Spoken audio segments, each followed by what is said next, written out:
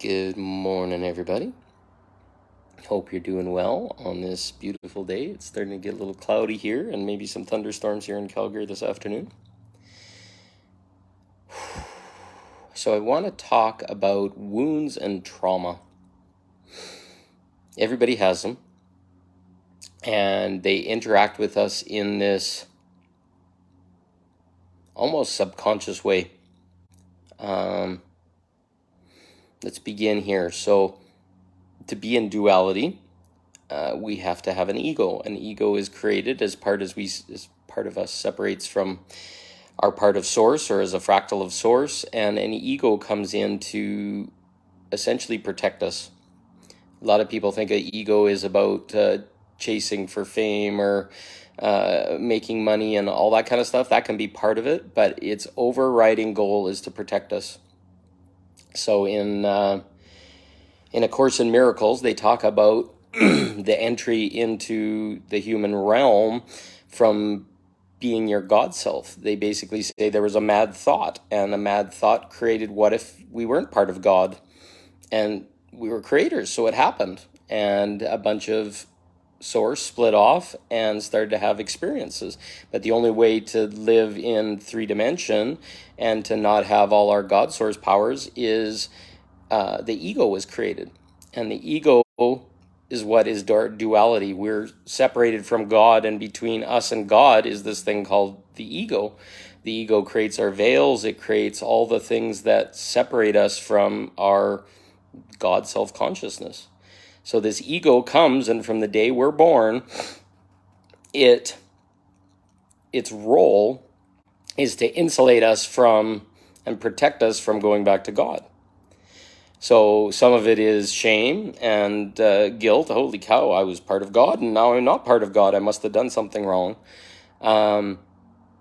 It also uses things like separating us from God, hating God, punishing our God self for all the bad things that happened. But our higher self actually chose this path, but it uses the tool of the ego to basically insulate us and keep us separated. So in our journey of awakening, we're going to have these clashes all the time with our ego. And basically, in our experience, we create a lot of things that we might call trauma or wounds or whatever as experiences. We contract with other people in this realm to basically have an experience to learn from. And a lot of people aren't going to like that, because basically they're defined around their whole self-definition is around something that may have happened in their childhood, from their parents, from past lovers, etc. And these things basically become part of our story, become part of what insulates us. And our ego basically sits there and works at a subconscious level, and basically will encourage us to live defined by something that it can control. So what's the narrative around a past rape or a trauma or a violence that you had, or a parent that abandoned you, or whatever? The ego uses these things, and it gets really good at using these things to basically keep us insulated from seeing a bigger version of ourselves. It'll actually shrink us in a lot of ways, even though it wants to have power and all this kind of stuff. The power is somewhat towards people, but a lot of it's around us. Because if we become aware and we start to see through this tool called the ego as owning the whole store, it loses its power. So it creates up a wound, for example, or a trauma. Let's start there. Let's say a person had violence as a child, or they were abused as a child. So we'll start with that. So as a child, we don't even know that that's good or bad or right or wrong or whatever. But societally, as time goes on, we start to realize that our power was taken from us, or somebody inserted their wound or whatever into us to control us, to keep us small. And maybe it was for their pleasure, or it was for some demented version of what they think is truth. And essentially what happens as we start to grow, we want to protect ourselves from that. The ego's helping us to protect ourselves from that. So we'll do things like, I'll lock my door before bed so that I don't get abused, or I will always wear full clothing around the house because that won't make that person drawn to us, or whatever. And we start to create these rules and fences around ourselves that help to protect us from having that. Now, at the meantime, when this is all happening, our subconscious and our ego is basically looking at all of our experience. So maybe that happened as a child, but now all of a sudden your lovers are having similar traits, or they're twisted into looking more like that person. And basically now all of a sudden you create more rules. It's like, okay, I can't have this person in my life, and this is too tough, or I can't deal with triggers, this is too much. So we create this insulation, and it basically sucks us away and builds this little cave or cage, or whatever you want to call it. And this thing we kind of sit in and we suffer in, and our whole life is limited. And guess what? Our ego has control of everything. It just sits there and says, okay, I'm happy now. And it just gives you little reassurances. Sometimes, what does Akima say? I refer to it as post-traumatic growth. I've learned that negative experiences can spur positive change. I can't see it all. And recognition, absolutely. And that's exactly where we're getting to. So this is the process that's happening, and you're going to see it in your life, and you're going to be unhappy about things, and you're going to see yourself as a victim, and that this always happened to me, etc. And you can self-define yourself to be that. But at the same time, realize that your higher self, your higher perspective, your part of God that was you, that came before the veil, chose to have these experiences for us to learn, to grow, and to become better human beings through. And some of the darkest stuff that we'll ever experience is the stuff that crushes us and builds us into a diamond over time. And as we become that diamond, as love starts to grow inside of us, we become a new person. Despite all the programming, all the stuff, all the ego stuff, etc., we eventually rally ourselves to the point where we're going to stand and start to break down that ego, release the ego control, and release the definition of the wounds and all these kind of things. And suddenly we can start to begin to self-love ourselves and say, holy crap, I grew out through all this. This has helped me. It might have been the hardest thing you've ever done. It might have drove you to addiction, suicidal, etc., etc. That's the ego winning. But eventually you get fed up and you say, no, I'm not going to live this life anymore. I'm not going to live this life where all these wounds are. We also have a world where a lot of darkness is outside, and it's using these wounds to feed off us and to keep us small and to keep us angry and to keep us frustrated so they can control us. But you and your higher self chose a higher path. You chose to see it, to see underneath the truth of it all, to see the boundaries, to see the things that were taught by our parents that were from their wounds, and left us open to having these bad experiences. And eventually you're going to grow and you're going to become what we call in shamanism the medicine for the wound, for the trauma. You're going to be able to speak openly with other people that have these same wounds and traumas, and you'll be able to show them a better perspective. You're going to show them a path through. You're going to be a guide, a way shower, whatever. You don't have to fix anybody, but people with like vibrations and like experiences are drawn to people that have the medicine. Maybe they're having trouble finding it. Maybe they're having trouble seeing a few things. And we can be that choice. We can, by talking like this or sharing like Akima is here, we can show an example for other people. Say that this isn't the world trying to kill us. This is the world polishing us and crushing us to become a diamond that shines and stays positive and happy despite bad things going on.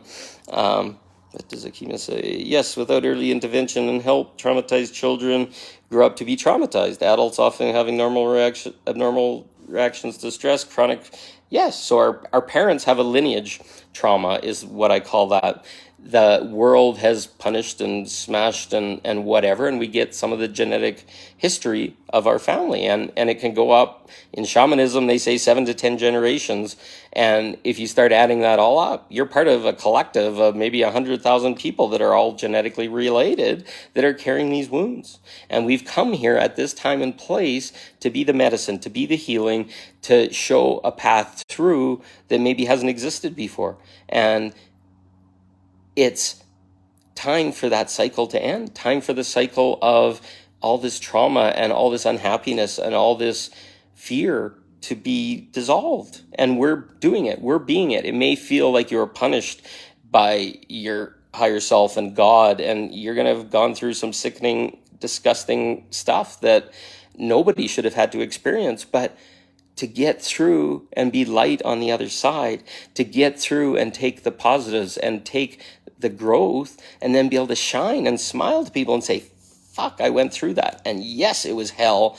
And I want to hear you talk about it. I want to hear you tell me your experience.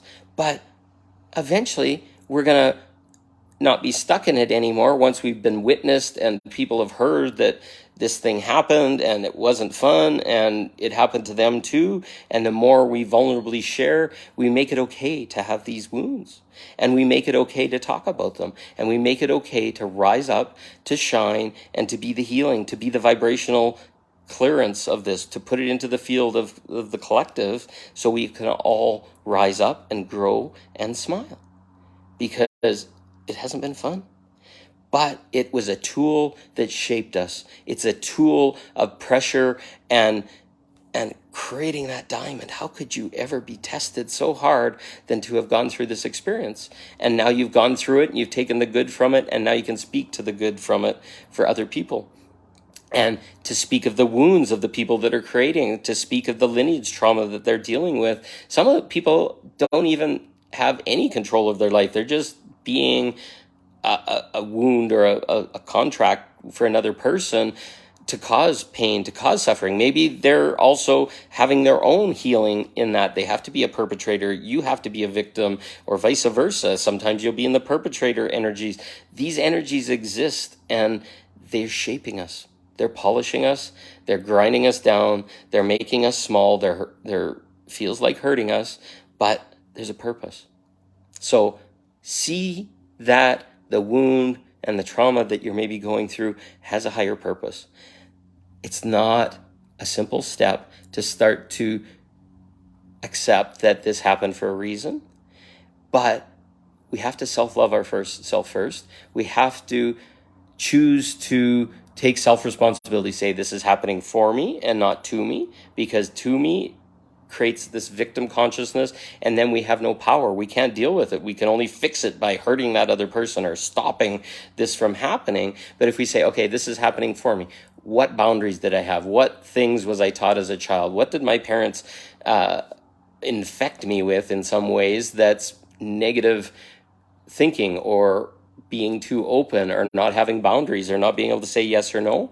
And once you start to see that that happened, and you picked it up as a child, and you had no choice to accept it because you had no way of knowing what was a wounded perspective or a healthy perspective, but now you're an adult and you're saying, okay, there was the wound, there was the way I was thinking before.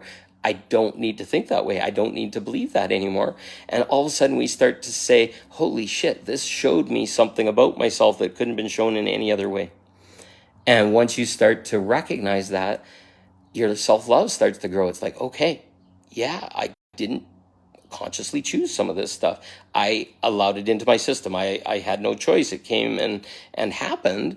Now, how am I going to choose differently? So instead of creating a armor or something that blocks us from experience, it's going to say, hey, I'm going to speak up, and I'm going to say, no way, I'm an adult now, and I'm not a child anymore, and I won't let this continue to happen. And this beautiful thing starts to happen, because now you're consciously choosing, you're starting to set boundaries for yourself, you're starting to be able to speak and your throat's not choked off, and you're saying, no more, I'm making a change. I will not allow people to do this. And you'll speak out against other people doing it to other people, and share your experience, to share, this was not fun, this was not easy, this was not whatever, but here I am. I'm shining. I'm love, and I've created love for myself, and I'm amazing. So those wounds and traumas are things we're going to have to look at. And these things that shaped us and created a diamond from us, as soon as we can start to recognize that there was a purpose for it, and it was teaching and sharing new perspective, we can start to move out of the victim, the powerlessness, and we can start to take our life back and make a choice. And that's what it's all about. That's what awakening is all about, is to move through these things and come out the top. Maybe it was messy, maybe it was dirty, maybe you didn't do it the best way you could, maybe you hurt people along the way or whatever, but that's the experience that we're all having. And if you did the best you can, that's all you can do. And that's amazing. Because if you made it through, or you hit bottom 6 or 8 or 10 or 20 times, and you almost killed yourself or whatever, you felt it. You experienced all of it. And eventually you made a choice that was better, but you didn't know you had a choice. That's a huge journey. So keep that in mind when you're sitting in struggle and suffering and feel really bad about yourself, or feel like you're not doing the best you could, because you are. This place is in freaking tense. And you made it. You're here. You've survived it.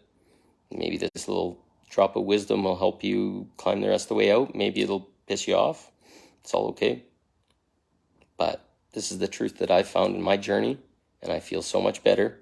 That's why my eyes shine, and I want to do these lives, because I did it. Messy, dirty, but I did it. And I'll do better from here on. And if I don't, well, it's part of the experience as well. So, love you all. Breathe deep. Let it go. Let the seed sit for a while. You don't have to accept it. You may not like it. And that probably means that there's something in there for you. But at least you have a new opportunity for awareness. So, I love you all. Have a great one.